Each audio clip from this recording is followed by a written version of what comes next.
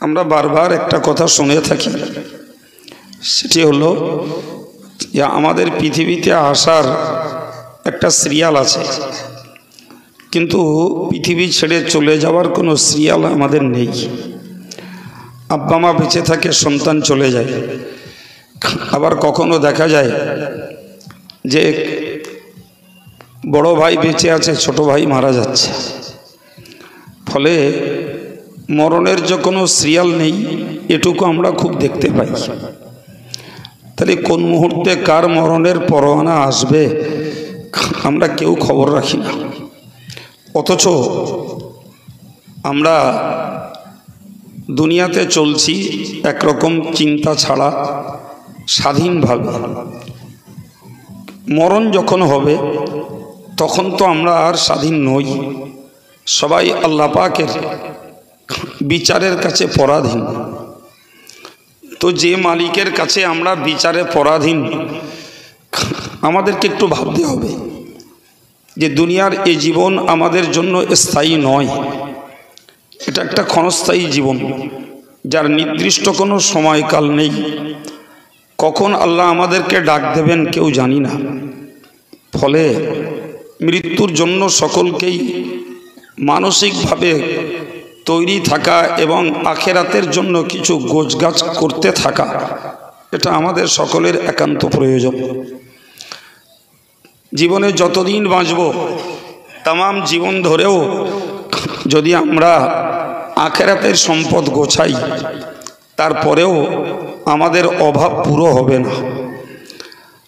সেজন্য যতক্ষণ বেঁচে থাকবো ততক্ষণ চেষ্টা করতে হবে যে আমরা কিভাবে আখেরাতের দুটো সম্পদ গোছাতে পারি। কোরআন শরীফে আল্লাহ বলেছেন, ওমা হাযিহিল হায়াতুদ দুনিয়া ইল্লা লাহউ ওয়া লাইব।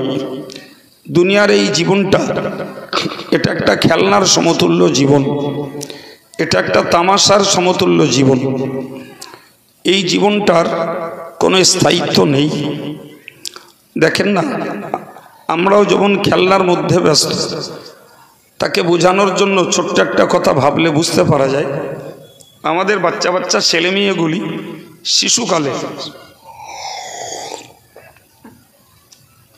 শিশুকালে তারা এই মালা খোলা নিয়ে খেলা করে, আমরা দেখি। তো ওই বাচ্চাদের ওই যে ছোট্ট সংসার একটা পাতে, দেখবেন ওর মধ্যে থেকে একটা ডাগর মতন ছেলে, সে সাজে বাপ, আর একটা একটু ডাগর মতন মেয়ে, সে সাজে মা। আর ওদের থেকে যারা ছোট ছোট, তাদেরকে বানায় ওরা ওদের বাচ্চা। তো পর্যায়টা আমরা দেখি, ওই ছেলেটা ওই পাশের বাগানের দুনো লতা পাতা ছিটছে, তার মানে ও বাজার করছে। আর এদিকে তিনটে ইঁটের মাথায় এক মালায় খানিকটা ধুলো দিয়েছে, আর এক মালায় খানিকটা পাতা নাতা, ওইটা ভাত আর এইটা তরকারি। আর ওই বাচ্চাগুলোর সামনে দিয়েছে কিছু কলা পাতা, কচু পাতা, যে দুটো দুটো ধুলো দিচ্ছে আর দুটো দুটো লতা পাতা দিচ্ছে। এই চিত্রটা আপনাদের কারো নজরে পড়েছে?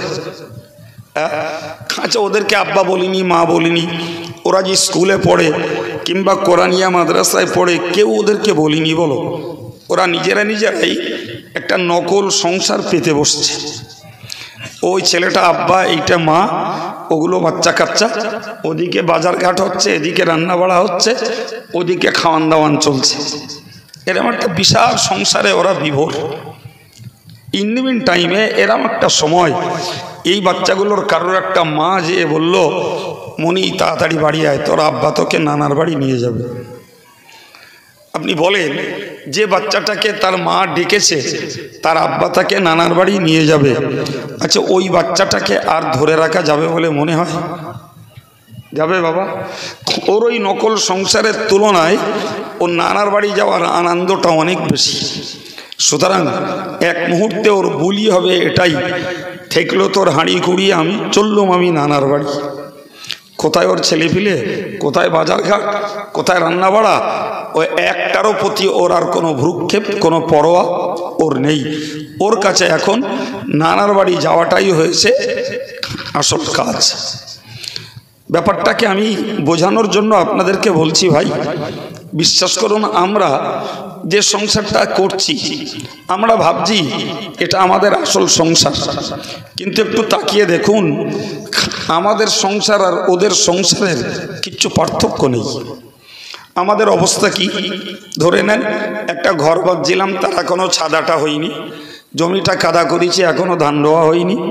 1 বিঘে জমি কিনেছিলাম, টাকা পয়সা দেয়া আছে, এখনো রেজিস্ট্রেশন হয়নি। ছেলেটা দেখে গেছে, তাদের মেয়ে দেখতে যেতে হবে, ছেলেটাকে বিয়ে দেবো। মেয়েটা পরীক্ষা দিচ্ছে, এখনো রেজাল্ট হয়নি। ভাই চারিদিকে একটা জড়িবুটি হয়ে রয়েছে, একটা কাজও ক্লিয়ার মানুষের হতে পারে না, রানিং কাজ কিছু না কিছু জড়িয়েই থাকে। ইন দ্য মিন টাইমে আজরাইল এসে বললেন চল, তোরা সময় নেই, চলে যেতে হবে। কোথায় ছেলের বিয়ে, কোথায় জমি লেখা, কোথায় ছাদ আঁটা, কোথায় মেয়ের পরীক্ষা, কোথায় ধান রোয়া, যে কাজ যেখানে ছিল সেটা সেখানে পড়ে থাকবে, ওই অবস্থায় ফেলে রেখে দিয়ে চলে যেতে হবে। কথা ঠিক না ভুল? তো বাচ্চাগুলো চালাচ্ছে বা করে তারা একটা নকল সংসার খেলা, আর আমরা ভাবছি আমরা খেলি আসল সংসার খেলা। অথচ দুটি খেলার ভিতরে কোনো পার্থক্য নেই ভাই। ওকে ডাকছে ওর মা, ওকে আব্বা নানার বাড়ি নিয়ে যাবে, আর আমাদেরকে ডাক দেবে আজরাইল চল তোর আল্লাহর কাছে ফিরে যেতে হবে। কোনো দাবি, কোনো আবেদন করার মতন কোনো সময় হবে না ভাই। এই একটা দর্শন, একটা যুক্তি যদি আমরা বুঝতাম না, তাহলে আমরা সংসারের সঙ্গে প্রত্যেকেই নিজের পরকালটাকে, নিজের আখেরটাকে গোছানোর চেষ্টায় থাকতাম। যে আমি সংসার করব, আমি ব্যবসা করব, আমি হাতের কাজ করব, আমি চাষবাস করব, আমি জন্মজদুরি খাটবো, আল্লাহ যেটা যার নসিবে রেখেছে করতে হবে। কিন্তু আমি কখনোই আমার আখেরাতটাকে গোছানোর ব্যাপারে আমি উদাস, অমনোযোগী হব না, বরং আমার আখেরাতটাকে আমি গোছানোর ব্যাপারে সবসময় সজাগ থাকব। এইটুকু ভাবনা চিন্তা যে মানুষগুলোর মধ্যে রয়েছে ভাই, আশা করা যায় এই মানুষগুলো আল্লাহ পাকের কাছে ঠকবে না। কিন্তু যারা দুনিয়ার সংসারে বিভোর হয়ে উঠেছে, যারা দুনিয়ার সংসারে মেতে উঠেছে, আর আখেরাতটাকে গোছ করা যারা ভুলে গেছে, এদেরকে হাসরের মাঠে আল্লাহ পাকের কাছে ঠকার বিরাট ভয় আছে। কোরআন শরীফে আল্লাহ বললেন ওয়া ইন্নাদ দারাল আখিরাতা লাহিয়াল হায়াওয়ান, হে ঈমানদার তোমরা মনে রাখো ওই পরকালের জীবনটাই হলো প্রকৃত জীবন। পরকালের জীবনটাই প্রকৃত জীবন। কারণ এটাই ভাই, এই জীবনে তো মরণ আছে, ওই জীবনে তো মরণ নেই। কথা বোঝা যায়নি? এই জীবনে মরণ আছে, সুতরাং যত ভালো খাই, ভালো পোশাক পরি, ভালো বাড়িতে বাস করি, এক মুহূর্তে আজরাইলের পরোয়ানা আসবে, সব কিছু ফেলে রেখে চলে যেতে হবে।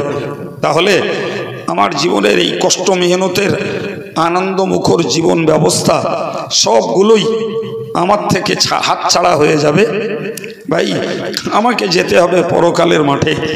তো পরকালে যখন আমি যাব, ওই জীবনে আর মরণ নেই, সেটা অনন্তকালের জীবন। আল্লাহ পাক কোরআন শরীফে বলেছেন লা ইয়ামুতু ফিহা ওয়ালা ইয়াহইয়া। আল্লাহ বলেন যে এই মানুষ জাহান্নামে সুস্থ অবস্থায় বাঁচবেও না, আবার সেখানে মানুষ মরবেও না। তো জাহান্নামে আগুনে দগ্ধীভূত হবে অথচ মরবে না, সেখানে জান্নাতে তো মরার প্রশ্নই ওঠে না, কারণ জান্নাত তো চিরসুখ আর আনন্দের জায়গা। অতএব মরণ যদি হতো তো জাহান্নামে হতো, সে জাহান্নামে চলছে দাহিকা শক্তি সম্পন্ন বিরাট প্রজ্বলিত আগুনের শক্তি, সেখানে মানুষ পুড়বে। অথচ আল্লাহ বলছেন লা ইয়ামুতু ফিহা ওয়ালা ইয়াহইয়া, সেখানে মানুষ সুস্থ অবস্থাতে বাঁচবেও না, আবার মরবেও না। যাকে আমরা দেশীয় ভাষায় বলতে পারি, সেখানে মানুষকে দগ্ধ হতে হবে, কদস্থানী হবে। মানুষের সেখানে যন্ত্রণার কাতরানি ছাড়া আর কিচ্ছু না। মরতে তারা চাইলেও মরণ হবে না। কোরআনের এই বায়ান আমরা অন্তত বিশ্বাস করি, পৃথিবীর অন্য কোনো ধর্মের লোকটা বিশ্বাস করে না, আমরা বিশ্বাস করি।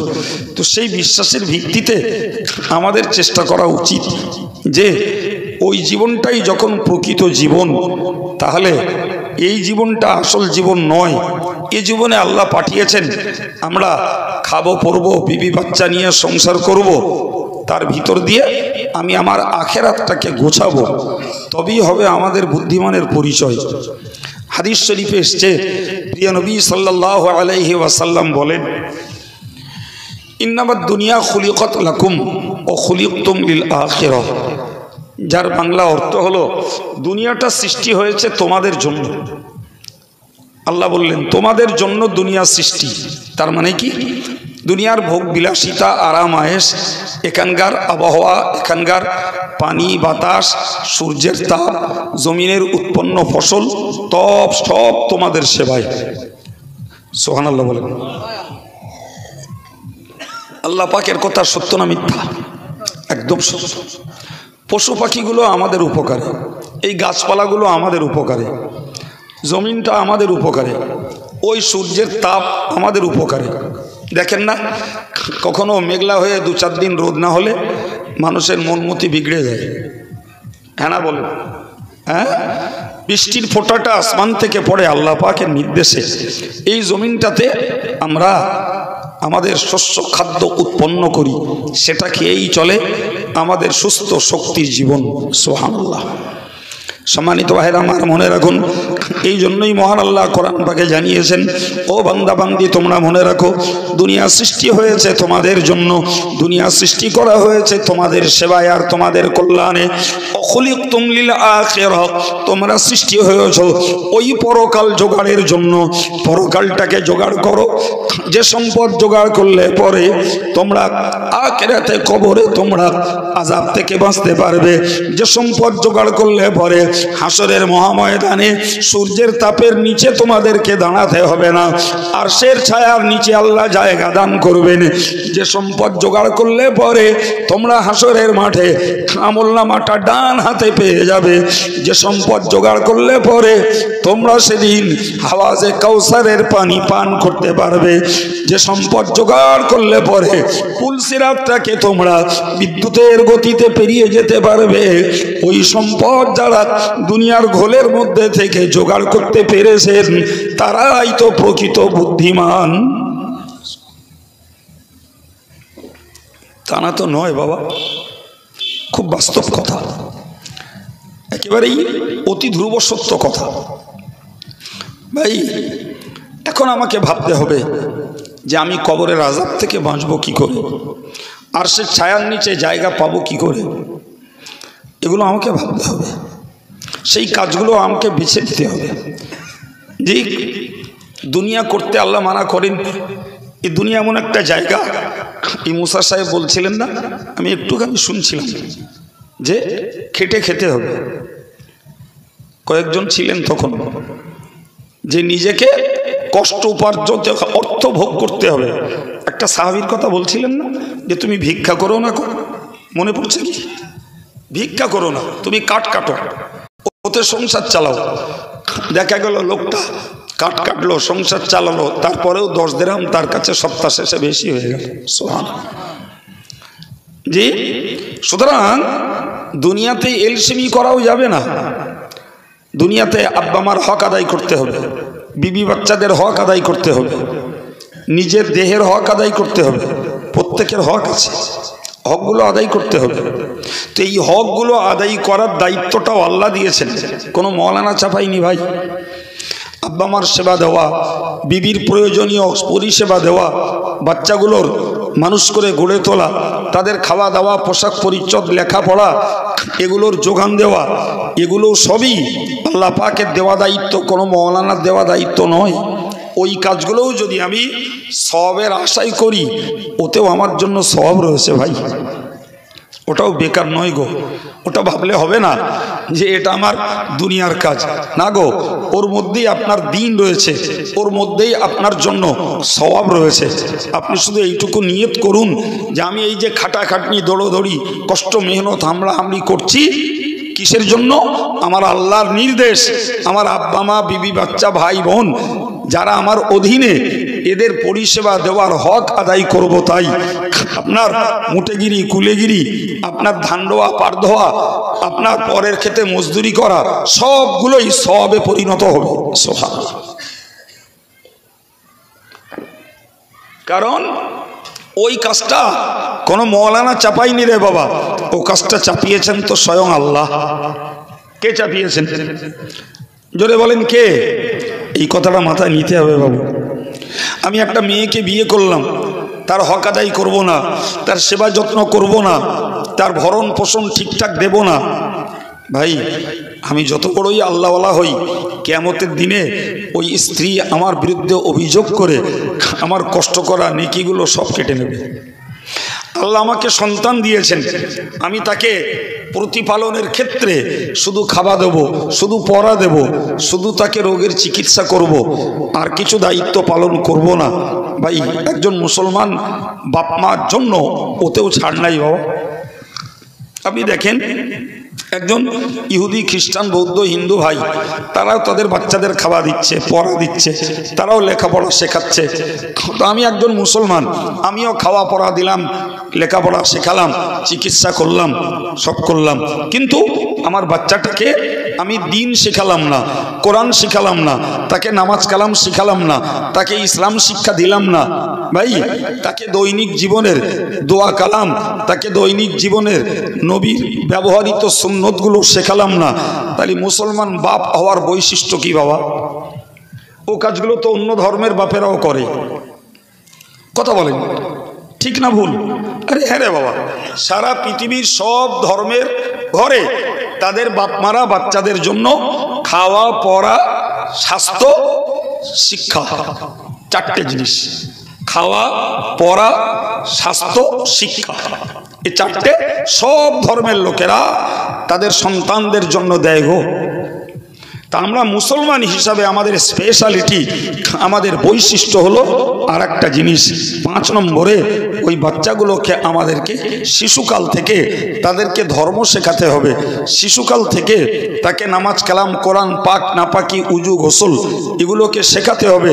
শিশুকাল থেকে তাকে দৈনিক ব্যবহারের দোয়াগুলো শেখাতে হবে। তবে তো একজন মুসলিম বাপ মা আল্লাহর কাছে জবাবদিহি করতে পারবে।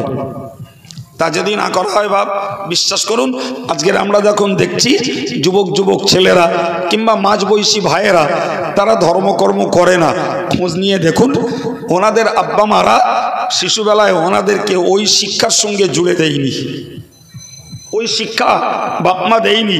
ফলে ছেলে মেয়েগুলো এই ধর্মীয় উৎসাহ না পেয়ে তারা আজকের স্বাবলম্বী, আজকের রোজগারের মানুষ, কাজের মানুষ, সংসারের মানুষ, অথচ তাদের ভিতরে ধর্মীয় টান নেই, ধর্মীয় মহব্বত নেই, তাদের ভিতরে ধর্ম করার মতো আগ্রহ দেখা যায় না। তার মানে হলো তাদের ভিতরে শিশুকালের ওই শিক্ষা দেওয়া হয়নি। এই কথা বুঝতে পারছেন আমার? জি ভাই, ছোট একটা এই রান্নাঘরের কথা বলি। জানেন তো একটা লোক সকালবেলা যদি মূলো দিয়ে ভাত খায়, মূলো সকালবেলা মূলো দিয়ে ভাত খেয়েছে, আর দুপুরবেলা ওই লোকটা মনে করুন মাছ, গোশ, তরি তরকারি আরও অনেক কিছু খেয়েছে, বিকেলবেলা যদি ঢেকুর ওঠে না ভাই, ওই মূলো জিতে যাবে। বুঝতে পারেননি আমার কথা? মূলো ও জিতে যাবে, সবার ছাপিয়ে উড়ি ঢেকুর উঠবে। আমি কথাটাকে আপনাদের একদম ছবির মতন নয়, আলোর মতন বুঝিয়ে দিতে চাইছি। একটা বাচ্চার ভিতরে যদি শিশুবেলায় এই কোরআন, সুন্নাত এবং তার ভিতরে ইসলামী শিক্ষা যদি ভরে দেওয়া যায় না ভাই, দুপুরবেলা তথা যৌবনকালে ওই ছেলেটা একটু যদি এদিক ওদিক করেও, যেই পড়ন্ত বেলা আসবে ওর ওই ছোটবেলার শিক্ষা তখন ঢেকুর উঠবে। বিশ্বাস হয়? ওইটা দিয়ে রাখতে হবে বাবা। ওইটা দিয়ে রাখলি ও যৌবনকালে একটু তিরিবিরি করলেও পড়ন্ত বেলা যেই আসবে তখন মনে হবে যে একটু ধর্ম করতে হবে, একটু আমল করতে হবে, নামাজ পড়তে হবে, একটু আল্লাহ বিল্লাহ করতে হবে। তো যখন ছোটবেলায় শেখা থাকবে তখন মাঝ বয়সে যেয়ে ওটাকে আমল করার মন হবে, কিন্তু ছোটবেলায় শিক্ষা না থাকে না, তখন এনার্জি লস হবে, তখন শুধু মনে হবে কখন শিখবো আর কখন আমল করব। আমার কথাটা বোঝাতে পারলাম? জি, আমি কি বলতে বলতে এই কথা বললাম, আমি আপনাদেরকে বলতেছিলাম যে আমরা যে পৃথিবীতে এখন আছি এটি আমাদের জন্য অস্থায়ী। এই কথাটা কে স্বীকার করব না? কে বলেন? সবাই স্বীকার করব। আমি শুধু ওয়াজ করছি না, ও ভয়টা আমার মনের ভিতরে খেলাচ্ছে। জি, আমি শুধু আপনাকে বলতে বসিনি, ওর ভিতরে আমার জন্য চিন্তা, ভয়, চেতনা আমার জন্যও রয়েছে ভাই। ফলে কে সুস্থ অবস্থায় ঘরে ফিরবো আর কে অসুস্থ হয়ে পড়বো, 1 সেকেন্ডের কোনো গ্যারান্টি আমাদের কারোর জন্য নেই বাবা। সম্মানিত ভাইরা আমার, মনে রাখুন, এই জন্য আমাকে মনে রাখতে হবে, আমি আগে বলেছি আবার বলছি, সংসার করতে আল্লাহ মানা করেননি। আল্লাহ পাক কোরআন শরীফে বলেছেন, ইয়া আইয়ুহাল্লাযীনা আমানু ইযা নুদিয়া লিস-সালাতি মিন ইয়াউমিল জুমআতি ফাসআউ ইলা যিকরিল্লাহি ওয়া যারুল বাই' যালিকুম খায়রুল লাকুম ইন কুনতুম তা'লামুন। মহান আল্লাহ কোরআন শরীফে বলেন, হে ঈমানদারেরা, জুমার দিনে যখন মসজিদে আজান হয়ে যায়, তোমরা তোমাদের কেনা বেচা কাজকাম সব ছেড়ে দাও, কেনা বেচা কাজ কারবার সব বন্ধ করে দাও। ফাসাউ ইলা যিকরিল্লাহি, আল্লাহর নামাজের জন্য তোমাদেরকে ডাক দিয়েছে, ওই নামাজের দিকে দৌড়ে যাও। যালিকুম খায়রুল লাকুম ইন কুনতুম তা'লামুন। নামাজের ডাক যখন এসেছে, তুমি কাজ বন্ধ করো, ব্যবসা বন্ধ করো, নামাজের দিকে চলে যাও, এটাই তোমার জন্য কল্যাণকর যদি তুমি একবার বোঝো। যদি তুমি একবার বোঝো, এটাই তোমার জন্য ভালো। তুমি এক নাগাড়ে কাজ করবে, ওটা ভালো না। এক নাগাড়ে ধর্ম করবে, ওটাও ভালো না। সুবহানাল্লাহ। ইসলাম ধর্মের একটা ভারসাম্য আছে। জানেন, হযরত ওমর ফারুক রাদিয়াল্লাহু আনহুর জমানায় তিনি একদিন নামাজ পড়িয়ে বেরিয়ে আসার সময় দেখছেন একদল লোক মসজিদে নববীর এক কোণে গোল হয়ে বসেছে। তিনি কিচ্ছু বললেন না, চলে এলেন। পরের রক্তে আবার গেছেন, নামাজ কমপ্লিটের পরে দেখছেন সেই লোকগুলো আবার বসে আছে।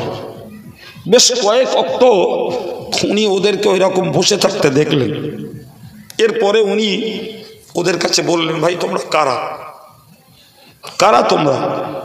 নামাজ পড়ছো আর এখানে বসছো, কারা তোমরা? তো লোকগুলো বললো, আমরা ইয়ামান দেশের লোক। কোথাকার? ইয়ামান দেশের।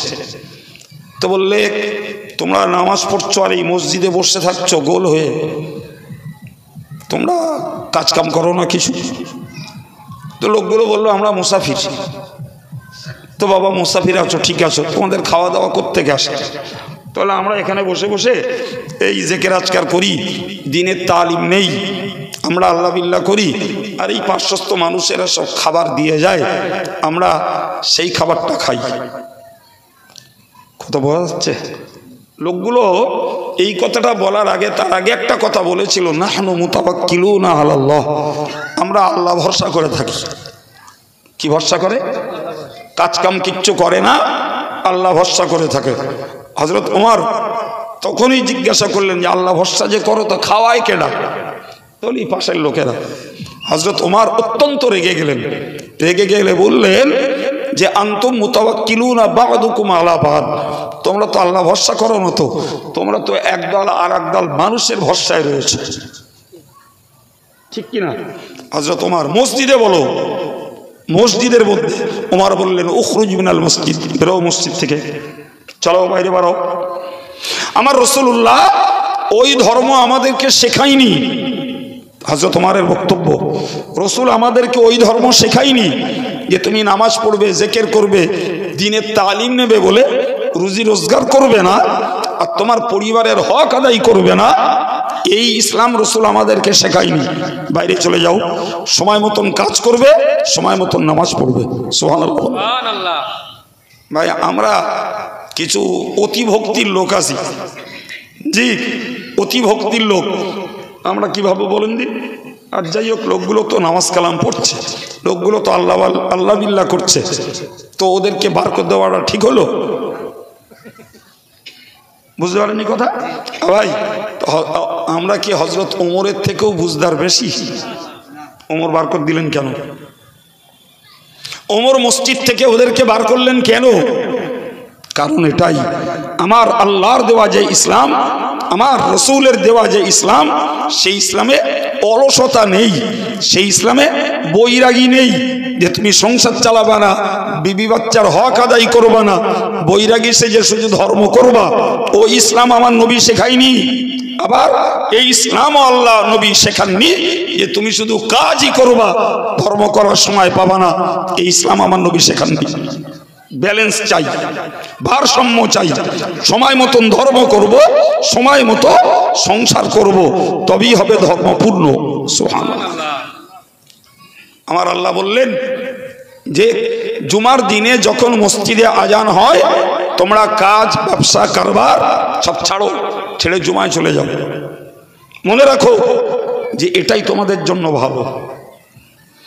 এরপরে আল্লাহ বললেন ফাইদা কদাইতুমুস সালাতা ফান্তাশিরু ফিল আরদি, ও আমার নামাজি বান্দারা, যখনই তোমার নামাজ কমপ্লিট হয়ে যায়, নামাজ শেষ হয়ে যায়, তোমরা জমিনে ঝাঁপিয়ে পড়ো। কার কাজ কোথায় আছে? কে সেলাই মেশিনের কাজ করো, কে মাঠে কাজ করো, কে কোনো মালিকের লেবারি করো, কেউ হাতের কাজ করো, যার কাজ যা আছে তুমি সেখানে চলে যাও। আবার যখন নামাজের সময় হবে তখন কাজ বন্ধ রেখে আবার নামাজে চলে আসবে। এই ইসলাম আমার আল্লাহ এবং রসুলের শেখানো ইসলাম। সুতরাং কেউ শুধু ধর্ম করবে, এটাতেও আল্লাহ রসুলের সমর্থন নেই বাবা। আর কেউ শুধু কাজ করবে, এটাতেও সমর্থন নেই।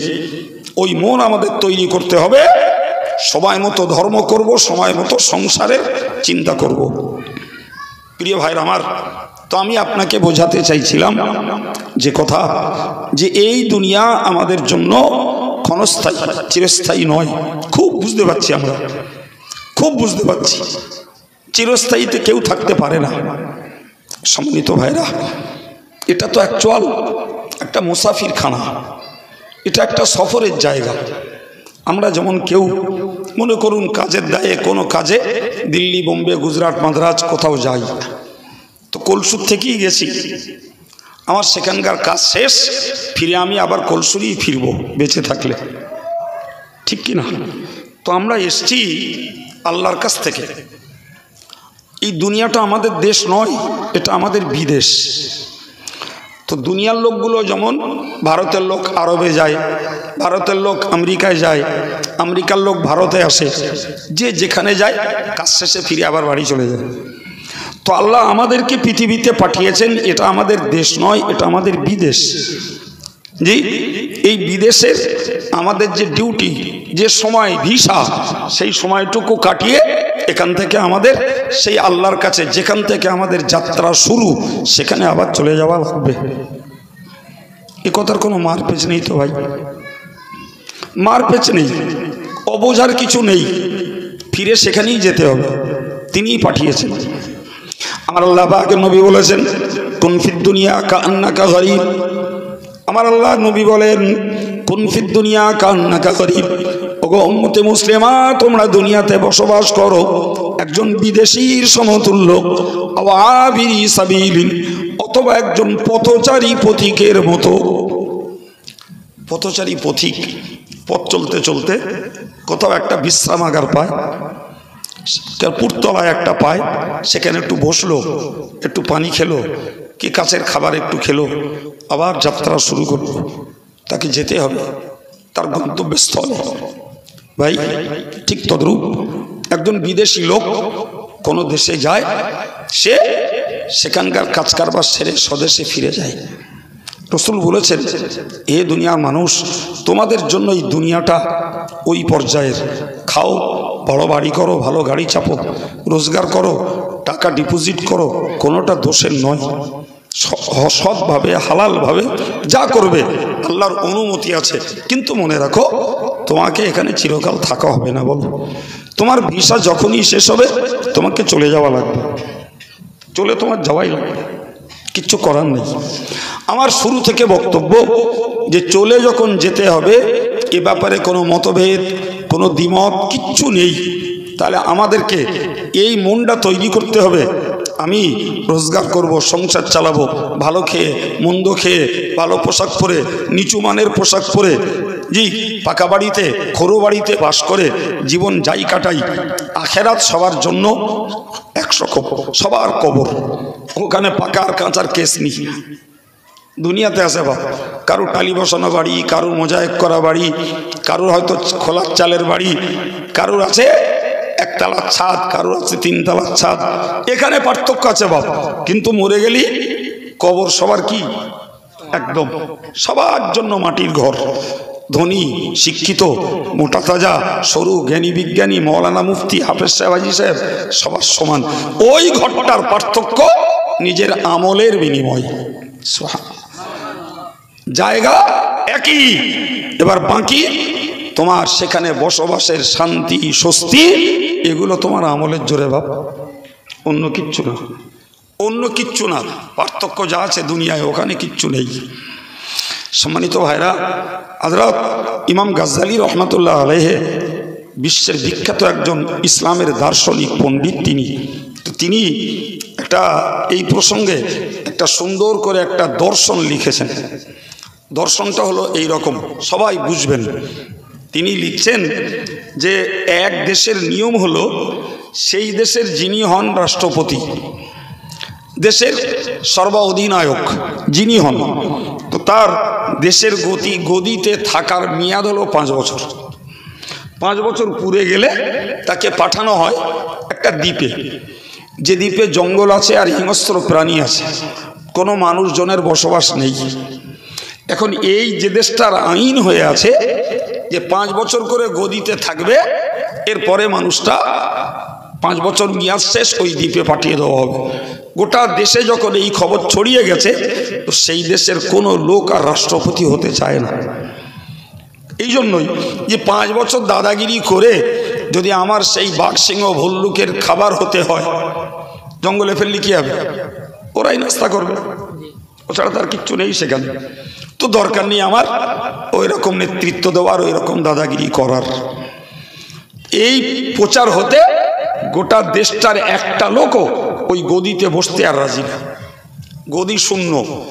যদি দেশে সরকার না থাকে তাহলে সে দেশে অত্যাচার অনাচার জুলুম বেশি হবে না কম হবে? বেশি হবে। আইন থেকে তাই নিরাপত্তা পাওয়া যাচ্ছে না, আইন না থাকলে আরো বাড়বে। ঘটনা তাই ঘটেছে। তো কারুর কোনো টেনশন নেই, কিন্তু সবাই মার খাচ্ছে। তো একদিন ঘুরতে ঘুরতে দেখে একটা বিদেশি লোক সেই দেশে গেছে বেড়াতে। তো বিদেশি লোকটা ওই দেশে বেড়াতে গেছে, লোকটা দেখে খুব সুপুরুষ মনে হচ্ছে, যেমন লম্বা চওড়া দেহ তেমন লোকটা খুব সুন্দর দেখতে। তো সবাই মিলে তাকে বলেছে, ভাই আমাদের দেশের রাষ্ট্রপতি মারা গেছে, আমাদের দেশের রাষ্ট্রপতি হওয়ার মতন যোগ্য লোক নেই, আপনি হবেন? তো বলছে, বারে যা লোকে যেঁচে পায় না তোমরা সেদে দিচ্ছ, তো খুব হব। তো ও দেশের রাষ্ট্রপতি হয়েছে। রাষ্ট্রপতি হয়, ওকে রাজ মুকুট মাথায় পরিয়ে গদিতে বসিয়ে দিয়েছে।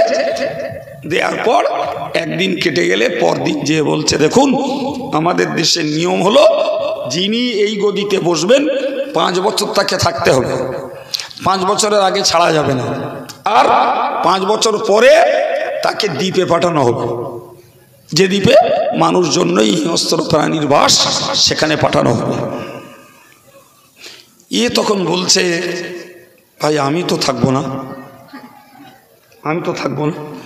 তো না থাকবেন না বললে হবে না, থাকলে আমরা ছেড়ে দেবো না। গদিতে যখন বসেছেন 5 বছর থাকাই লাগবে।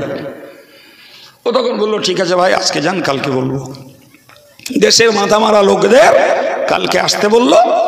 এ রাত্রি ভাবনা চিন্তা করে নিল, ঠিক আছে সেই যদি ছেড়ে দিলি এরা মারে, আর যদি 5 বছর থাকলে যদি বাঘে সিংহে মারে, তা নয় 5 বছর দাদাগিরি করিই নেই, তারপরে বাঘ সিংহ মারবেন বলে এদের ছেড়ে দিল। সে তো বাদশাহ, সে তো রাষ্ট্রপতি, সে তো প্রধানমন্ত্রী, সব একলাই। ও এরপরে এখান থেকে সেনা পাঠিয়ে, লোক লস্কর পাঠিয়ে ওই দ্বীপের জঙ্গল কাটতে শুরু করলো। সুবহানাল্লাহ বলে। এই বুদ্ধি কারোর মাথায় আসেনি। ও জঙ্গল কেটে সাফ করলো। জঙ্গল যখন নেই, হিংস্র প্রাণী তো প্রাণের দায়ে তারাও তো পালাবে। এখান থেকে মাল সরঞ্জাম পাঠিয়ে দিয়ে সেখানে বড় বড় বিল্ডিং, বালাখানা, স্কুল, কলেজ, ইউনিভার্সিটি, কোর্ট কাছারি সব বানিয়ে ফেলল। ইমাম গাজ্জালী লিখেছেন যে 5 বছরের ভিতরে ওই লোকটা ওটা একটা নিউ সিটিতে, ওটা নতুন একটা নগরে, শহরে পরিণত করে নিল। এই পর্যন্ত লিখে ইমাম গাজ্জালী একটা প্রশ্ন করেছেন বিশ্বের মানুষের কাছে, তোমরা বলো যে ওই লোকটাকে 5 বছর পরে ওই দ্বীপে পাঠিয়ে দেওয়া হলো, ওই লোকটা দ্বীপে গেল না নতুন শহরে গেল? হযরত ইমাম গাজ্জালী এই গল্পটাকে এইভাবে লিখে তিনি দুনিয়ার মানুষকে চেতনা দিয়েছেন। ওগো দুনিয়াবাসী মানুষ, আল্লাহ পাক তোমাদেরকে দুনিয়াতে পাঠিয়েছেন। এই দুনিয়াতে কাউকে 60 বছর, 70 বছর, 80 বছর দাদাগিরি আল্লাহ করতে দিলেন। 60 বছর 70 বছরে তাকিয়ে দেখো তুমি, তোমার কথা, তোমার পরিবারের মানুষ, তোমার প্রতিবেশী মানুষ, কত লোকে তোমার কথা শুনছে, সবাই তোমার হুকুমের গোলামি করছে।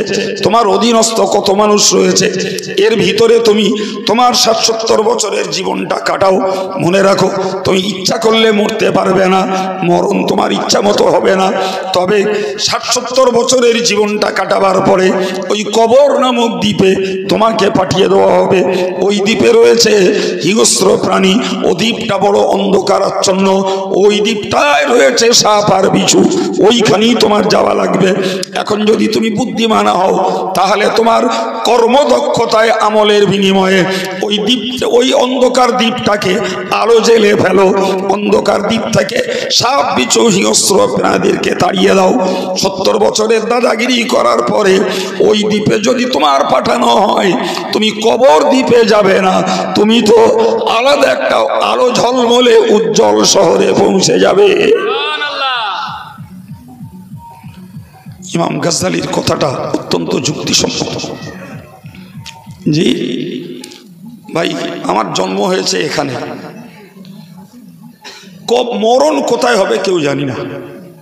কারুর মরণ হচ্ছে সুন্দরবনে মধু ভাঙতে যেয়ে, কারুর মরণ হচ্ছে ওই জলজাহাজে হজ করতে যেয়ে, কারুর মরণ হচ্ছে মক্কা শরীফে হজ করতে যেয়ে, কারুর মরণ হচ্ছে ওই রাস্তায় অ্যাক্সিডেন্ট করে, কারুর মরণ হলো করোনার কোপে তাদের কত লোকের লাশ গেল বাগমারির কবরস্থানে, দাফন ছাড়া ফেলে দিল। ঠিক বলছি না ভুল বলছি? সুতরাং জন্ম আমাদের কোথায় আমরা খুব জানি রে বাবা, শুনেছি, বড় হয়ে বুঝেছি, কিন্তু মরণ কোথায় কেউ জানি না। কিন্তু জানেন, রসুল বলেছেন যার যেখানে মরণ হয় আর যেখানে যার মাটি হয়, আমরা কবর হয় বলি, ওই কবরের মাটি সেই লোকটাকে চেনে।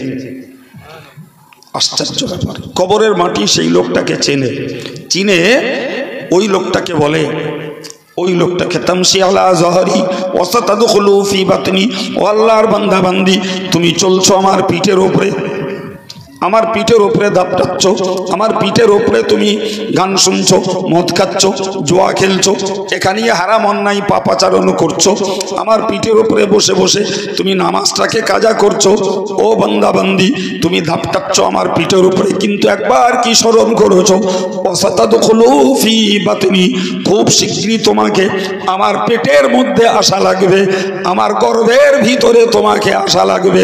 সুতরাং আমার গর্ভে যখন তোমায় আসতেই হবে, আমার বুকের উপরটায় সাবধানে চলাচল করো।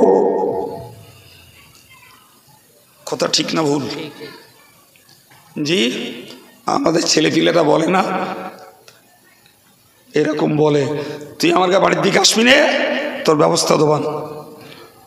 বলে না, দুটো ঝগড়া বাঁধিয়েছে, একটা মেরেছে, ও দুর্বল আর মার খেয়ে চলে গেছে, আর বলে যাচ্ছে আমার বাড়ির দিকে যাস কোন, তোর কি করি দেখিস কোন।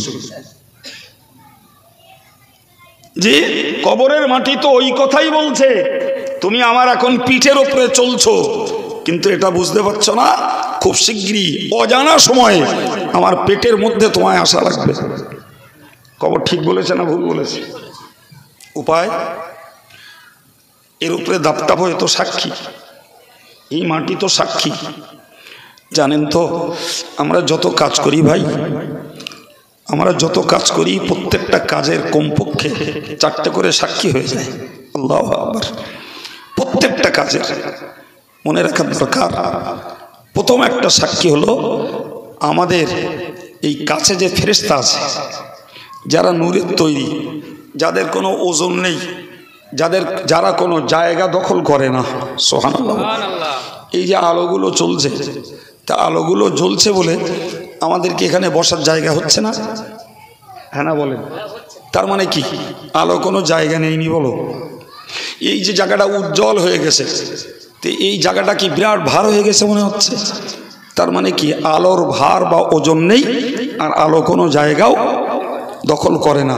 ফেরেশতারা নূরের তৈরি বাবু, ফেরেশতারা আমাদের কাছে আছে, যেহেতু তারা আলোর তৈরি, ফলে তাদের কোনো ওজনও আমরা বুঝতে পারি না, আর তারা কোনো আমাদের কাঁধে কোনো জায়গাও দখল করে বসে নেই। সুবহানাল্লাহ। আল্লাহ পাকের কুদরতের সৃষ্টি, ওজন নেই, আয়াতনও নেই।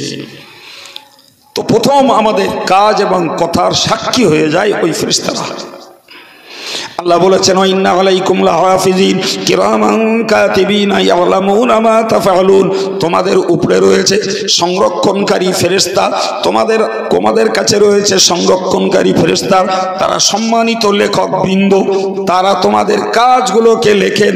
অন্য আয়াত পাকে আল্লাহ বলেছেন মা ইয়ালফিজু মিন কাউলিন ইল্লা লাদাইহি রাকিবুন আতীদ, ও বান্দা বান্দি তোমার মুখ থেকে যে কথাটাই খসাও সেটাকে পাহারাদারির জন্য ফেরেশতা রয়েছে। তাহলে আমাদের কাজ কথার একটা সাক্ষী হলো ওই ফেরেশতারা, যারা শুধু মুখে সাক্ষী দেবে না, একদম টাইম টু টাইম আমাদের সমস্ত কাজ কথাগুলো লিখছে। এই মুহূর্তে আমি আব্দুল কাইয়ুম কথা বলছি, আমার এই ভাইয়েরা আপনারা বিনয়ে আদবে নম্রতার সঙ্গে বসে শুনছেন, এর রেকর্ড তাদের কাছে হচ্ছে, তাদের কাছে হচ্ছে। ওই দোকানে যারা গল্প গুজবে তামাশায় ব্যস্ত আছে, ওদের রেকর্ডটাও তাদের কাছে হচ্ছে। ছাড় পাবে বাচ্চাগুলো, সাবালেক সাবালিকা যারা, কারো ছাড় নাই। একটা গেল। নাম্বার 2 মনে রাখুন, কোরআন শরীফে আল্লাহ বলেছেন আল্লাহু শাহীদুন আলা মা তা'মালুন, ও বান্দা তোমরা মনে রাখো তোমরা যা কিছু করছো আমি আল্লাহ নিজেই তার সাক্ষী। কারণ আমরা আল্লাহকে দেখতে পাই না, কিন্তু আল্লাহ তো আমাদের দেখছেন। কত দেখছেন সে বর্ণনা শেষ করে পারা যাবে না, তবে এইটুকুই যথেষ্ট। আল্লাহ আমাদের দিলে ভয় দেন, বলুন আমিন। জি, কিতাবে এসছে যদি 7 তবক জমিনের নিচে দিয়ে একটা কালো পাথরের উপর দিয়ে একটা কালো পিপিলিকা চলে যায়, আমার আল্লাহ ওই পিপিলিকার চলাটা দেখেন, তার চলার আওয়াজটাও আল্লাহ শুনতে পান। এরপরে বলেন আমরা আল্লাহর থেকে লুকাবো এমন কোন বিষয় আছে, আর কার এমন ক্ষমতা আছে? এই জন্য আল্লাহর কাছে আমাদের দোয়া, আল্লাহ আমাদের দিলে ভয় দেন যে আমরা আল্লাহর কুদরতের নজর থেকে কিছু গোপনে করছি এমনটা যেন মনে না হয়। আল্লাহ বলেছেন ইয়া মাশারাল জিন্নি ওয়াল ইনস, এ জিন এবং মানব জাতি। আল্লাহ মানুষকেও ডেকেছেন, জিনদেরকেও ডেকেছেন, ডেকে বললেন ইনিস্তাতাতুম, যদি তোমরা ক্ষমতা রাখো, আনতানফুজু, যে তোমরা বেরিয়ে যাবে, চলে যাবে, মিন আকতারিস সামাওয়াতি ওয়াল আরদ, আমার আসমান আর জমিনের এই এরিয়ার ভিতর থেকে তোমরা চলে যাবে, কোথাও ক্ষমতা থাকে বেরিয়ে যাও, বেরিয়ে যাও। ফানফুজু লা তানফুজুনা ইল্লা বিসুলতান, বলি আল্লাহ বললেন যে ইনসান যতই ক্ষমতা দেখাও, যতই বুদ্ধি বাটাবাটি করো, আমার আসমান জমিনের বাইরে কোথাও যাওয়ার তোমার জায়গা নাই, যেখানেই তুমি যাবে সেখানেই চলবে আমার বাদশাহিত্ব। সুবহানাল্লাহ। এই কথা আল্লাহ মানব দানবকে চ্যালেঞ্জ করে বলেছেন, তুমি যেখানে যাবে সেখানেই চলবে আমার বাদশাহিত্ব, আমার রাজিত্ব, অন্য কিছু নেই। সুতরাং যাওয়ার যে কোনো জায়গা নেই, গোপনীয়তার কোনো জায়গা নেই, এ ব্যাপারে আমাদেরকে 100% বিশ্বাস করা লাগবে, গোপন করার কোনো জায়গা নেই। ভাই তাহলে সাক্ষী হলেন এক আল্লাহ, দ্বিতীয়ত ফেরেশতা। 3 নম্বরের কথা বলছি, মনে রাখুন এই যে জমিনটায় বসে আছি, এই জমিন আমাদের জন্য সাক্ষী। কোন জমিনে নামাজ পড়ি, কোথায় বসে জিকির করি, কোথায় বসে তসবিহ পড়ি, কোথায় বসে আল্লাহ আল্লাহ করি, কোথায় বসে তাস খেলা করি, জোয়া খেলা করি, কোথায় বসে শরিয়াত বিরোধী কোনো কার্যকলাপ করি, ওই জমিনটাই সেখানকার সাক্ষী। যার কথা আল্লাহ কোরআন শরীফে বলেছেন, ওয়া আখরাজাতিল আরদু আসকালাহা ওয়া ক্বালাল ইনসানু মা লাহা ইয়াওমা ইযিন তুহাদ্দিসু আখবারাহা। আমার আল্লাহ কোরআনে বলেন, জমিনের উপরের সমস্ত বোঝাকে কিয়ামতের দিনে জমিন আল্লাহর কাছে উগরে দিয়ে দেবে। এবং শুধু ওই দেবে না, যখন উগরে দিবে মানুষগুলো জমিনকে লক্ষ্য করে বলবে, হায় রে জমিন, তুই যে কথা বলতে পারিস তা তো জানতাম না, তুই কথা বলতে পারিস জানতাম না, তোর উপরে আঙুল চালিয়েছি, তুই কোনোদিন বাবারে মারি করিসনি, তোর উপরে আকাশচুম্বী বিল্ডিং তুলে দিয়েছি, তুই কোনোদিন কষ্ট প্রকাশ করিসনি, জমিন তোর মুখ থেকে কোনো কথা শুনিনি, আজকের কি হলো তোর বল না? তুহাদ্দিসু আখবারাহা, তোর উপরে যা কিছু ঘটেছে সবগুলোকেই তুই আল্লাহর কাছে বলে দিচ্ছিস। এ জমিন আমাদের বিরুদ্ধে সাক্ষী। কটা হলো বাবা? 3টে সাক্ষী। এই সাক্ষীটার আর একটু বুঝুন। অন্য একটা হাদিস শরীফ এসছে, প্রিয় নবী বলেছেন, কালান নবী সাল্লাল্লাহু আলাইহি ওয়াসাল্লাম, আদ-দুনিয়া হুলওয়াতুন খাজিরা, দুনিয়া হলো সবুজ এবং মিষ্টি। দুনিয়া সবুজ এবং মিষ্টি, তার মানে দুনিয়াটা চোখে দেখতে খুব ভালো লাগে। এই হানা বলেন, দুনিয়ার সুন্দর ছেলে, সুন্দরী মেয়ে, দুনিয়ার ঝিকঝাক ঘরবাড়ি, দুনিয়ার কত আলো ঝলমলে চিত্র, এগুলো দেখতে কি ভালো লাগে? চোখের খেলা, চোখের খেলা। আজকের এই জায়গাটায় সভা হচ্ছে। আচ্ছা, আমি উঠে পর্যন্ত আপনাদেরকে আজগইবি নানি দাদির গল্প টল্প কিছু বলেছি? উঠে পর্যন্ত আল্লাহ যা বলাচ্ছেন কোরআন হাদিস দিয়ে দিয়ে বোঝাচ্ছি। জি, এখানে ঠান্ডা রোধ করার জন্য একটা পর্দা, মাথার উপরে প্লেন একটা ছাউনি দেওয়া। জি, ঠিক এই প্যান্ডেলটাই কেউ করছে 1 লাখ টাকা খরচ করে। এটা করতে 2-3 হাজার টাকা নেবে না বড় জোর, যেটা অরিজিনাল দরকার, ঠান্ডাটা না পড়ে, সাইড থেকে ঠান্ডাটা না আসে। এই প্যান্ডেলটা করতেই 1 লাখ 1.5 লাখ টাকা খরচ করছে কত লোক। কথা বুঝতে পারছেন না? হ্যাঁ প্রিয় ভাইরা আমার, এই প্যান্ডেলটা করতে, অথচ সেই প্যান্ডেলে গিয়ে আমি আব্দুল কাইয়ুম আলাদা করে কোনো ওয়াজ করব না, বলো ভাই। এই প্যান্ডেলে আল্লাহ যেরাম বলাচ্ছেন সেই প্যান্ডেলেও সেরাম বলাবে। জি, মাঝখানে চোখের খেলা। আমরা একটা সভা দিছি, 6 লাখ টাকা খরচ করিস। কি গোটা দুনিয়া জুড়ে কোন ছেলে মেয়ের বিয়ে হচ্ছে ওই রকম 5,000 টাকার প্যান্ডেলে বিয়ে হয়ে যাচ্ছে। আবার কোন ছেলে মেয়ের বিয়ে হচ্ছে 14 লাখ, 20 লাখ, 25 লাখ টাকা খরচ করছে। আমি গল্প বলছি না, চোখে দেখে বলছি। খেলা কিসের? চোখের খেলা। আল্লাহ রসুল বলেছেন, দুনিয়া হলো অতুন খাজিরা, একদিকে দুনিয়া হলো সবুজ, আর একদিকে দুনিয়া হলো মিষ্টি। চোখে দেখতে সবুজ, এ দুনিয়াকে উপভোগ করা মনের জন্য বড় তৃপ্তির। মিষ্টি খেতে যেমন ভালো লাগে, দুনিয়ার তৃপ্তি তেমন ভালো লাগে, ঠিক না বল? এরপরে আল্লাহ বললেন, রসুল বললেন, শোনো বান্দা বান্দি, ওয়া ইন্নাহু লামুস্তাখলিফুকুম ফিল আরদি, ওই আল্লাহ এই দুনিয়াতেই তোমাদেরকে প্রতিনিধি বানিয়েছেন। সুবহানাল্লাহ। এই যে দুনিয়া সবুজ এবং মিষ্টি, ওই দুনিয়ার প্রতিনিধি তোমরা। মনে রাখো, তোমাকে এই দুনিয়ায় আল্লাহ পাঠিয়েছেন পরীক্ষা করার জন্য, পরীক্ষা করবেন তাই পাঠিয়েছেন। অতএব ফায়ানজুরু কাইফা তা'মালুন, ও আল্লাহর বান্দা বান্দি, বোকামি করো না, আল্লাহকে ভুলে যেও না, পরকালকে ভুলে যেও না। নিশ্চিত করে মনে রাখো যে আল্লাহ তোমাকে এই সবুজ এবং মিষ্টি পৃথিবীতে পাঠিয়েছেন। তুমি সময় সময় কি কাজ করছো সবগুলোকেই আল্লাহ পাক লক্ষ্য রাখছেন। সুতরাং আল্লাহর কাছে ভয়ের দোয়া চাওয়া দরকার আছে। আল্লাহ তুমি আমাদের দিলে ভয় দাও। জি, যদি কলিজায় ভয় ঢোকে, বিশ্বাস করুন, মাঠে বসে, জঙ্গলে বসে, জিকির করে তসবিহ পড়ে সওয়াব কামাই করা যায়। আর যদি কলিজায় ভয় না ঢোকে, বিশ্বাস করুন আমার চোখে দেখা ওই কাবার চত্বরেও লোক পাপ জড়ো করে বাড়ি আসছে। আমার চোখে দেখা রসুলের মাজারের সামনে লোক পাপ জড়ো করছে, আরাফাতের ময়দানে দাঁড়িয়ে পাপ জড়ো করছে। হয়তো আপনাদের সকলের সেখানে যাওয়া হয়নি। জি, আপনি একদম ঘরোয়া উদাহরণ নেন, আমাদের মসজিদগুলোতে বসে কত লোক পাপ জড়ো করে বাড়ি আসছে। হ্যাঁ না বলেন? মসজিদ তো ইবাদতের জায়গা, মসজিদ তো সওয়াব কুড়াবার জায়গা, অথচ সেখানে বসে গল্প মেরে, সেখানে বসে লোকের চিমটি কেটে, সেখানে বসে লোকের সমালোচনা করে, সেখানে বসে হাঁকা চেল্লা করে, সেখানে বসে দুনিয়ার কথা বলে পাপ জড়ো করে বাড়ি আসছে। হ্যাঁ না বলেন? জি, সুতরাং আল্লাহর ভয় যদি অন্তরে ঢোকে, দুনিয়ার যেখানে থাকি সেখানেই পাপ থেকে বেঁচে নেকি জোগাড় করে বাড়ি যাওয়া যায়।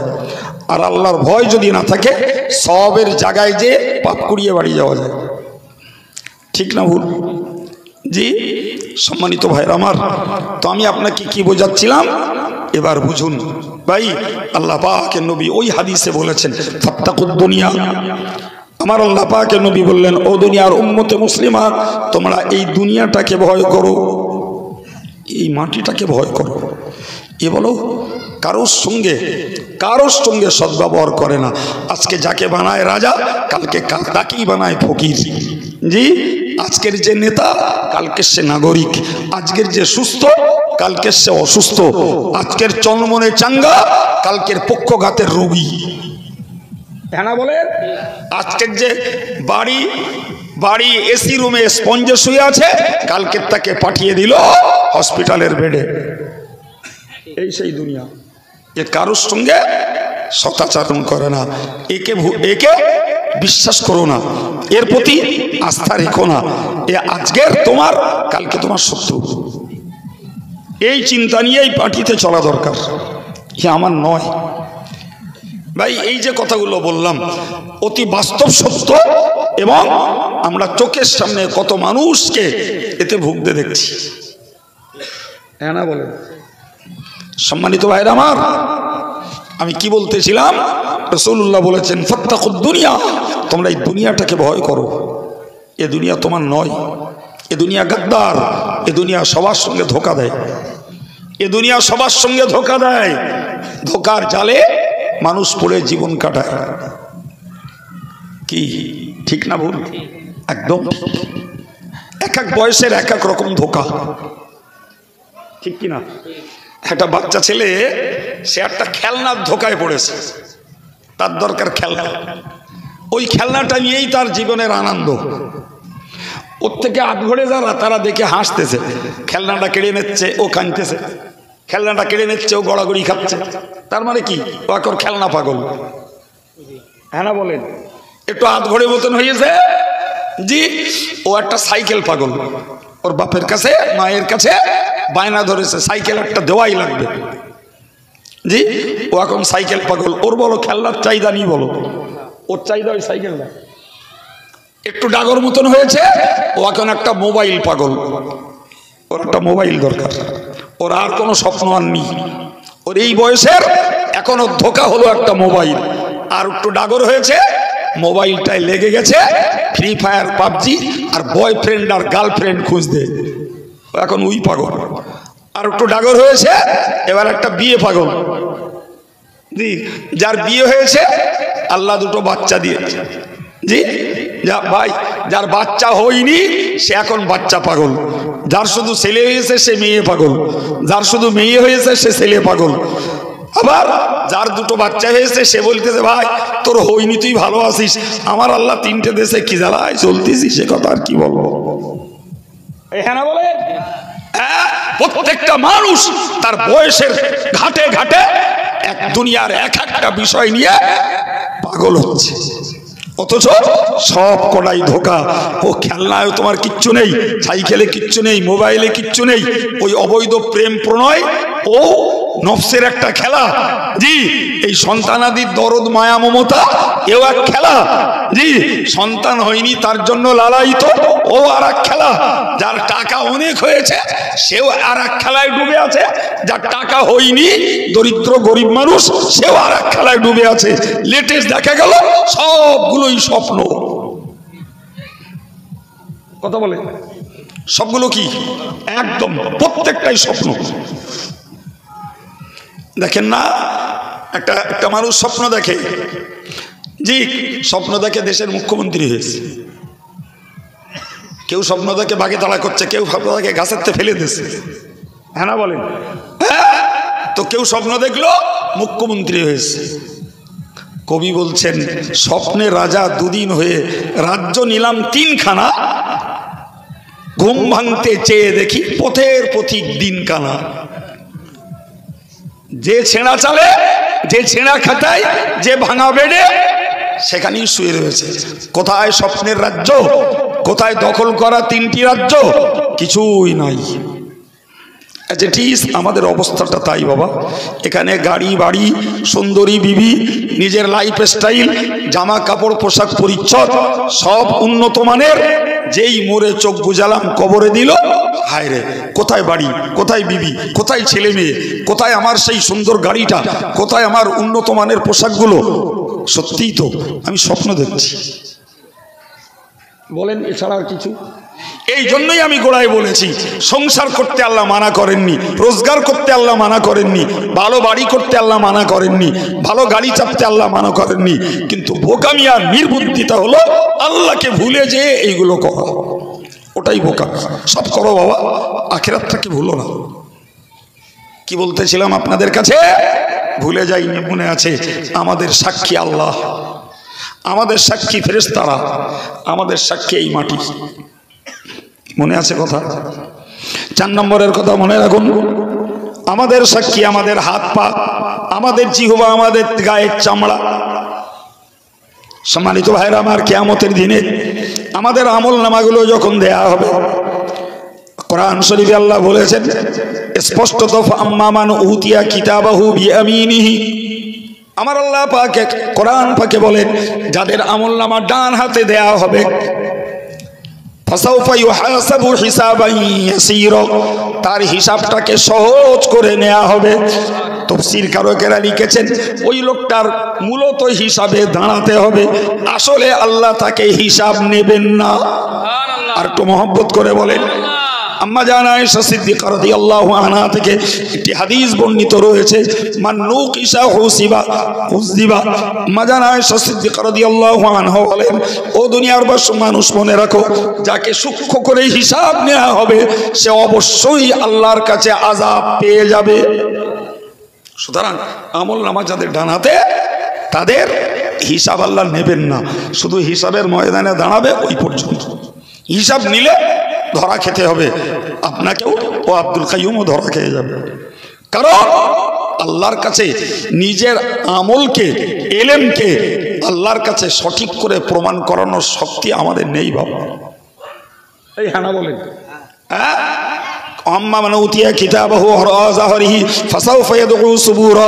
যারা দুর্ভাগ্যবান, আমলনামা যাদের বাম হাতে আসবে তাদের ডান হাতটা গর্দানের সঙ্গে এভাবে বেঁধে দেওয়া হবে।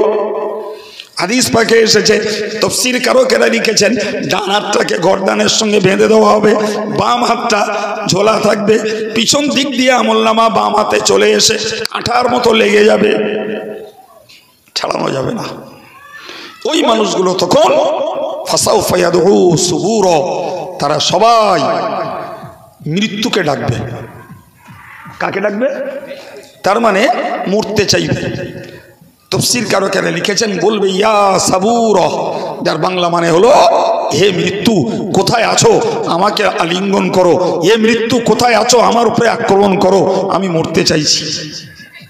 হবে না বাবা? দেখেন না, আমরা খবরের কাগজে দেখি যে এই কোনো ছেলে কোনো মেয়ে মাধ্যমিক উচ্চ মাধ্যমিক পরীক্ষা দিয়েছিল, পাশ করতে পারেনি, ফেল করেছে। কেউ বিষ খাচ্ছে, কেউ 3 তলার উপর থেকে ঝাঁপ দিয়ে নিচে পড়ছে, কেউ গায়ে পেট্রোল ঢেলে দিয়ে আগুন জ্বালিয়ে মরছে, কেউ ট্রেনে গলা দিচ্ছে। কথা সত্যি না মিথ্যা? হ্যাঁ, তাহলে 1 বছর পড়ার পরীক্ষা দিয়ে পাশ না করতে পারার জন্য লজ্জা শরম ঢাকা যাবে না, তাই মরতে চাইছে না, নিজে আত্মহত্যা করে মরণের পথ বেছে নিচ্ছে। বাবু 80 বছরের এই দুনিয়ার পড়াশোনার রেজাল্ট দেবেন আল্লাহ কিয়ামতের দিন। সেই রেজাল্ট যখন বাম হাতে আসবে, তার মানে প্রমাণ হলো তুমি ফেল। তখন মরতে ইচ্ছা হবে না? হবে না? দুনিয়ার এই বাস্তব যুক্তি বলছে সত্যি, তখন মানুষ মরতে ইচ্ছা করবে। অথচ দুনিয়ার এই পরীক্ষায় ফেল করা ছেলে মেয়েটা ইচ্ছা করলে না মরে আবার ট্রাই করে, আবার প্রিপারেশন নিয়ে, আবার নতুন করে প্রস্তুতি নিয়ে তো সে বেটা পরীক্ষা দিতে পারত। কিন্তু কিয়ামতের ময়দানে বাবু, যে একবার ফেল করবে তার তো দ্বিতীয় সুযোগ নেই।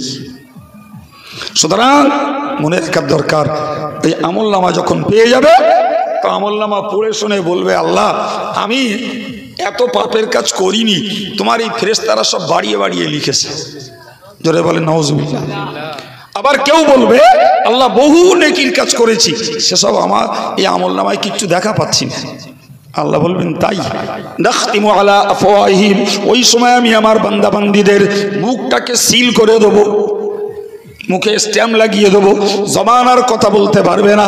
তুকাল্লিমুনা আইদিহিম, ওরে বান্দা বান্দি তোর হাত দুটি আমার সঙ্গে কথা বলবে। ওয়াতাশহাদু আরজুলুহুম, তোর পা দুটি ওই হাত যা বলবে তারই পক্ষে সাক্ষী দেবে। এবার বল, যাবি কোথায়? তুই আল্লাহর সাক্ষী নিবি না? ফেরেশতার সাক্ষী নিবি না? তুই জমিনের সাক্ষী নিবি না? তোর নিজের অঙ্গ তোর এগনেস্টে সাক্ষী দেবে। এবার যাবি কোথায়? এরা তোর দেহের অঙ্গ, অন্য কারোর দেহের না। অন্য আয়াত পাখি এসেছে, ওয়াকালু লিজুলুদিহিম লিমা শাহিদতুম আলাইনা, মানুষগুলো তার গায়ের চামড়াকে লক্ষ্য করে বলবে, হায় রে চামড়া, কেন তোরা আজ আমাদের বিরুদ্ধে বয়ান দিচ্ছিস, আমাদের বিরুদ্ধে কেন সাক্ষী দিচ্ছিস? লিমা শাহিদতুম আলাইনা ক্বালু আনতাকানাল্লাহুল্লাযী আনতাকা কুল্লা শাই, এই গায়ের চামড়াগুলো বলবে, ওরে হতভাগা, ওরে কপাল পোড়া, ওই আল্লাহ যিনি तमाम পৃথিবীর সকল বস্তুকে কথা বলাতে পারেন, ওই আল্লাহ এখন আমাদের কথা বলার শক্তি দিয়েছে। এবার বলি, রেহাইয়ের রাস্তা কোথায়? জি, রেহাইয়ের রাস্তা কোথায় আমাদের? ভাই আমি একবারও শুধু আপনাদেরকে বলিনি বাবু, আমিও আপনার মতো আসামি, আমিও আপনার মতো আমলের ময়দানের কর্মী, আমিও পাপ আচরণ থেকে বাঁচার পক্ষে আমি ওয়াজ করছি। মানে আমি সাধু সজ্জন নই বাবা, আল্লাহ পাক হিসাব নিলে জবাব দেওয়ার ক্ষমতা আমারও নেই। সুতরাং আমরা ভাই ভাই বসে, আজকের যে ভাই এই পারিবারিকভাবে তার কন্যাকে হারিয়ে দোয়ার মজলিস কায়েম করেছেন, আমরা সেই আহ্বানে সাড়া দিয়ে এই জ্ঞানমূলক কথাগুলো এতক্ষণ ধরে আমরা চর্চা করলাম, আমরা শুনলাম, বুঝলাম। এর বিনিময়ে আমরা যদি একটা মন তৈরি করতে পারি, প্রচুর পরিমাণে সওয়াব পাবো। এতক্ষণ ধরে কোরআন হাদিস শুনেছি, আল্লাহ পাক নবী বলেছেন, একটা করে আয়াতের জ্ঞান লাভ করলে 100 রাকাত করে নফল নামাজের সওয়াব হয়। আলহামদুলিল্লাহ, আমরা কয়েকটা আয়াত শুনতে পেয়েছি। জি, আজগইবে গল্পও বলি না, গালিগালাজও করি না। জি, হাসি ঠাট্টার রহস্য আব্দুল কাইয়ুমের অজে পাওয়াও যাবে না, যায় নাকি বাবা? জি, তো এই যে সওয়াবগুলো লাভ করলাম, সঙ্গে যে জ্ঞানটা নিয়েছি, এটা দিয়ে একটা মন যদি তৈরি করতে পারি, আমার যে ভাইয়েরা দিনদার, ইমানদার, নামাজি, মুসল্লি, আল্লাহওয়ালা, সংসারের সঙ্গে ধর্মটাকে নিয়ে বাঁচতে যারা চান, আল্লাহ শুকর, মৌত পর্যন্ত আল্লাহ আমাদেরকে কায়েম রাখেন, বলুন আমিন। আমার প্রিয় যুবকেরা, সম্মানিত মায়েরা, যারা আমার কথাগুলো শুনেছেন, তাদের কাছে আমার আন্তরিক দাবি, যদি আজকের আব্দুল কাইয়ুমের এই আলোচনা মনে হয় সত্যি জ্ঞানমূলক, যুক্তিমূলক, তথ্যমূলক, এগুলো বোঝার মতো, হেদায়েত হওয়ার মতো, তাহলে তাদের হাতের কাজ কাম, লেবারি কিংবা শিল্প যাই তারা করুক, সবের কাছে আমার অনুরোধ, আব্বার সেবা, মায়ের সেবা, ছেলে মেয়ের সেবা, এদের সেবা দিয়ে আমি আল্লাহর হুকুমের শিথিলতা করব, ছাড় পাবো না। এদের সেবাও দিতে হবে, আল্লাহর হুকুমটাও পরকাল সঞ্চয়ের জন্য আমাদের কষ্ট মেহনত করে যেতে হবে বাপ। 60-70 বছরের কষ্টের বিনিময় আল্লাহ পাক আমাদেরকে অনন্তকালের জান্নাত দান করবেন। সকলেই বলুন আমিন। আর একটু জোরে বলেন আমিন।